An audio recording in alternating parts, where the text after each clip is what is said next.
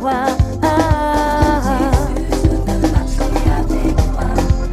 Mon Dieu, mon roi, je veux marcher avec toi, Jésus. Car de l'envoûtement, de la sorcellerie, du filet de l'oiseleur, oui, de la pauvreté éternelle.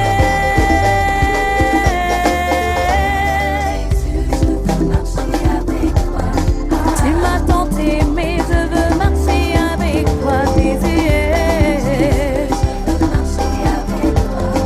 Tu m'as choisi, je veux marcher avec toi.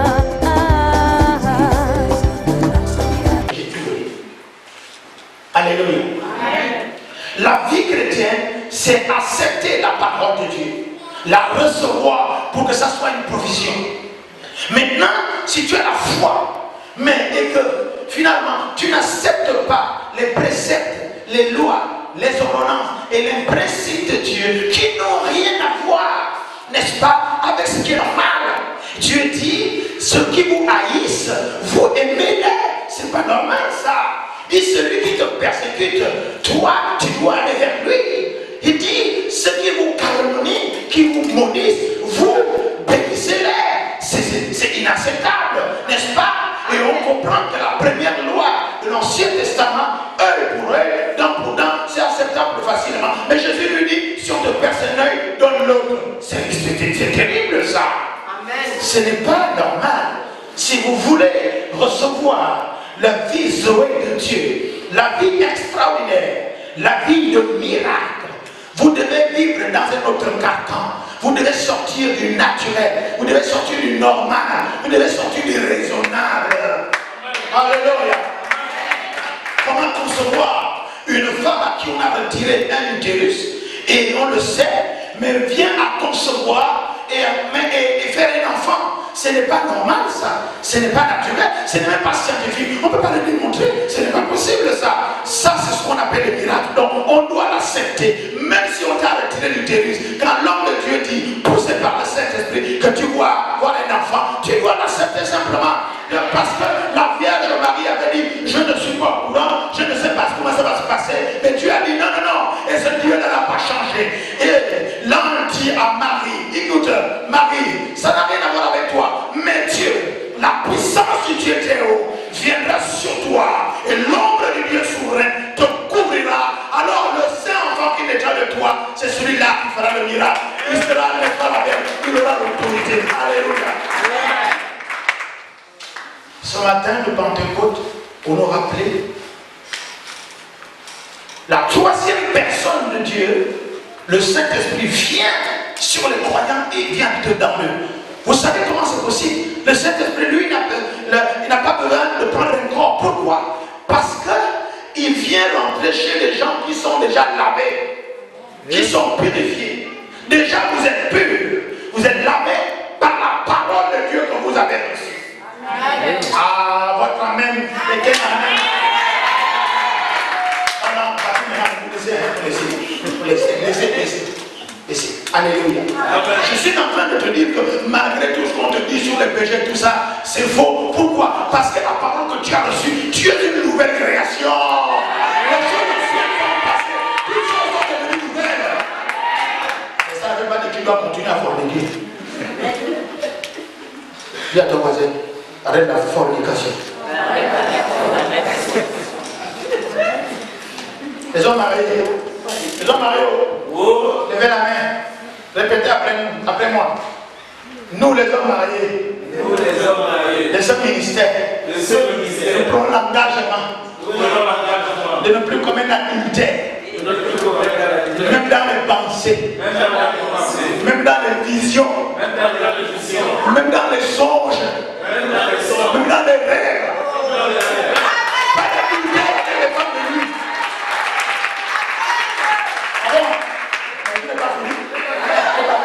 Les femmes mariées, levez vos mains. Hein? Répétez après moi. Répétez après moi. Debout les femmes mariées. Même celles qui sont dotées. Celles qui sont dotées, levez-vous aussi. Répétez après moi.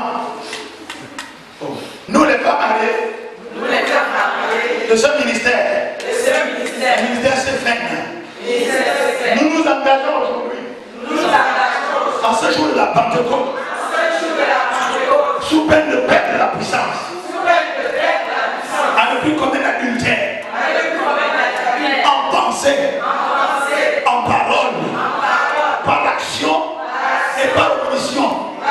Je rejette les maris de nuit et toutes les choses qui se font la nuit. Je ne vais plus camper pour commettre l'adultère. Au nom de Jésus, on acclame le Seigneur.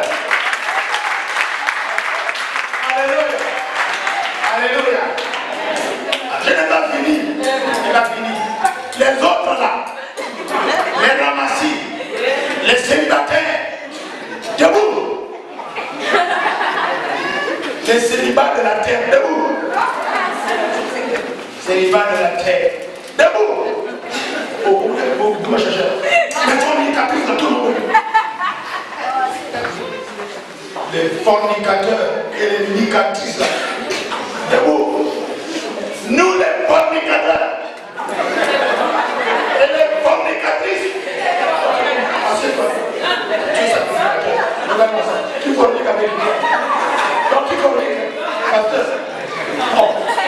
Non, on laisse les célibataires. On parle de ceux qui sont nous les fornicateurs et les nicatrices.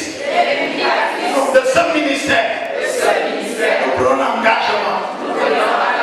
Ce jour de Pentecôte, lorsque nous serons revêtus et remplis, ne plus commettre l'adultère, à la télé, les films porno, dans les songes, avec les maris de Dieu en rêve, avec les femmes et les maris de nuit en rêve. Nous décidons, par la grâce de Dieu, au nom de Jésus, plus d'adultère, pas de jeunes terre, pas de filles terre, pas de fils terre. Parce qu'il y a des adultes de la terre, et les filles de terre, et les fils terre. Au nom de Jésus, asseyez-vous, gloire à Dieu. Le jour de la Pentecôte, la troisième personne divine vient dans les disciples. Elle n'a pas besoin d'autre chose. Pourquoi? Parce que Jésus a pris le soin de donner le conseil de Dieu, la grâce de Dieu, la bonté de Dieu, la guérison de Dieu, n'est-ce pas? On va dire la protection de Dieu. Les disciples étaient déjà préparés, j'étais lavés, leur corps était prêt à recevoir. Alléluia. Je voudrais te dire que peu importe ce qu'on te dit, tu es prêt à aller en mariage. Peu importe ce qu'on te dit, tu es prêt à vivre une autre vie. Peu importe ce qu'on te dit, tu es prêt à voyager. Tu es prêt à changer ta vie. Tu es prêt à te développer. Tu es prêt à acheter des terrains. Tu es prêt à construire. Tu es prêt à acheter des voitures. Tu es prêt à te développer. Tu es prêt à évoluer. Tu es prêt à t'aider. Parce que la parole que tu as reçue a fait de toi une nouvelle création. Les choses anciennes t'ont passé, toutes choses sont devenues nouvelles. Alors le problème pour toi c'est, au-delà de l'entendre, au-delà de dire que c'est bien, mais accepter, saisir ça. Je m'arrête exprès. C'est accepter. Alléluia. La vraie foi accepte l'extraordinaire. Parce que tu ne peux pas savoir, c'est par grâce que nous sommes sauvés au moyen de la foi. Ça ne vient pas de nous. Et ce n'est pas par nos œuvres, ce n'est pas par notre façon d'être que nous sommes sauvés. La Bible dit, l'apôtre Paul avait dit à Gauguin, il dit non, le mal que je n'ai pas envie de faire, c'est ce que ma chair fait. Et le bien que j'ai envie de faire, je n'arrive pas à le faire. La chair et l'esprit, les deux sont opposés afin que nous fassions parce que nous voulons. Alléluia. Donc c'est Dieu, n'est-ce pas? Il faut donc dire que pour moi, les apôtres, ils n'étaient pas capables. Alléluia. Sans le Saint-Esprit. Et pour recevoir le Saint-Esprit, ils ne pouvaient pas eux-mêmes aussi se purifier.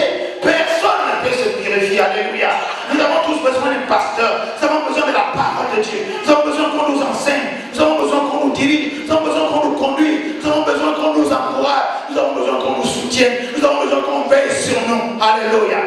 Et Jésus a fait ce travail pendant 3 ans et demi. N'est-ce pas? Il a fait ce travail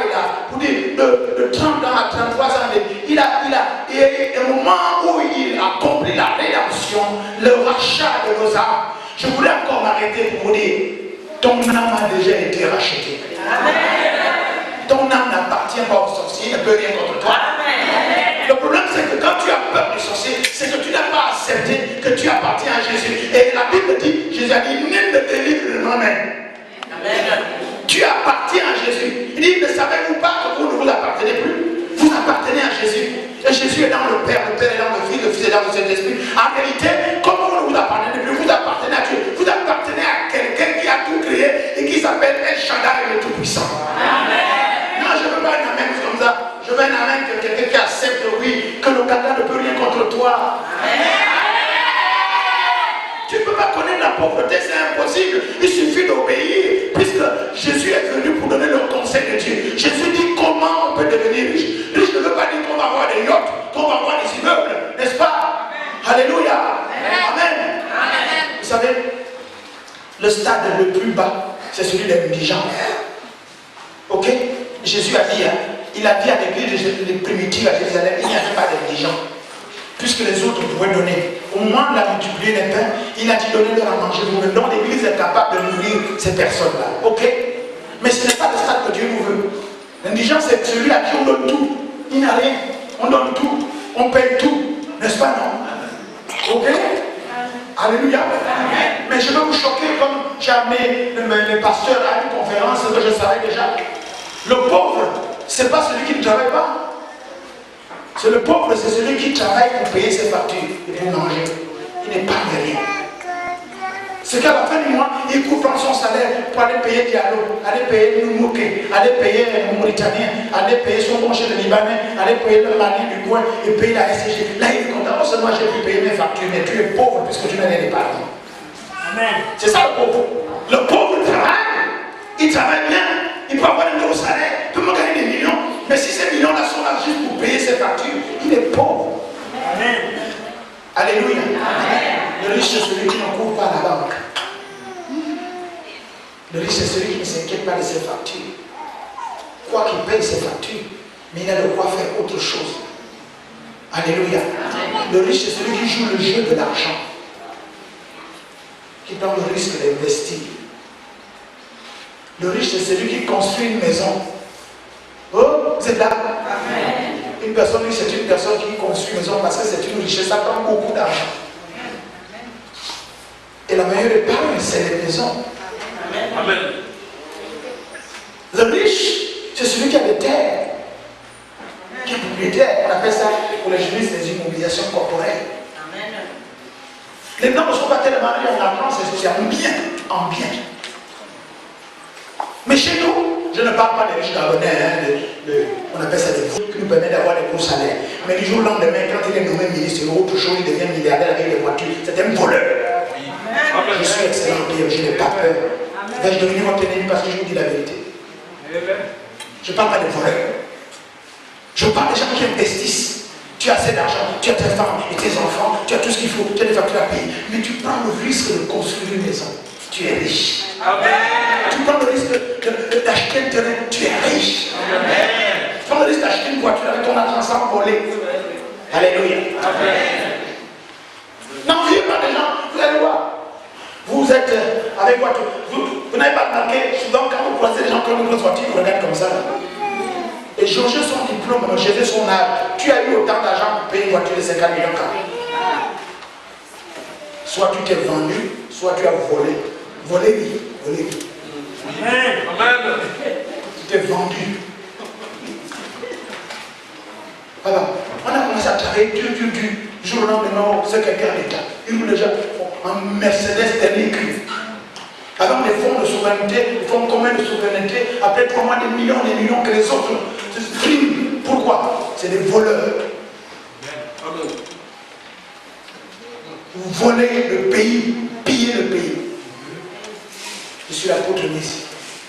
S'il m'arrive quelque part, quelque chose au Gabon, vous qui êtes à travers les océans, que j'ai dénoncé. Amen. Au nom de Jésus. Amen. Le Saint-Esprit vient sur le croyant parce que tu as déjà fait le travail. Ça n'a rien à voir avec ce que tu vois, ça n'a rien à voir avec ce que tu ressens, ça a à voir avec ce que tu acceptes. Moi j'accepte que je n'ai pas de péché. Si tu vois le péché, vois toi-même. Le péché est dans l'œil de celui qui voit. Amen. Maintenant, je vais jeter un pavé dans la barre pour voir si les gens suivent. Est-ce que vous savez qu'aucun de vous ne connaît l'adultère? Ils sont étonnés. Aucun de vous ne fornique. Parce que la sanctification positionnelle de Dieu vous met en Christ Jésus. Mais seulement à cause du regard des autres, vous mettez encore Christ en mort. Puisque Christ a dit, le péché n'a plus aucun pouvoir sur vous. Amen.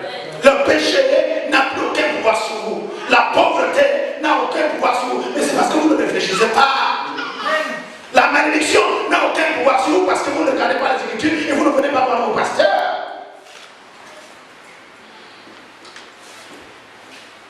La possession et l'esprit de Goliath ne peut pas habiter en toi, ce n'est pas possible. C'est parce que simplement par tes pensées, tu lui donnes accès de t'influencer. Il t'influence seulement. Alléluia. Amen. Jésus a préparé le terrain à ses disciples. Si ce matin, tu n'acceptes pas le jour de la Pentecôte que tu as été préparé pour recevoir l'effusion du Saint-Esprit sur toi et en toi, ça ne sert à rien. La preuve, après ils vont commencer à parler en langue et les gens seront étonnés de voir. Si tu n'acceptes pas ce matin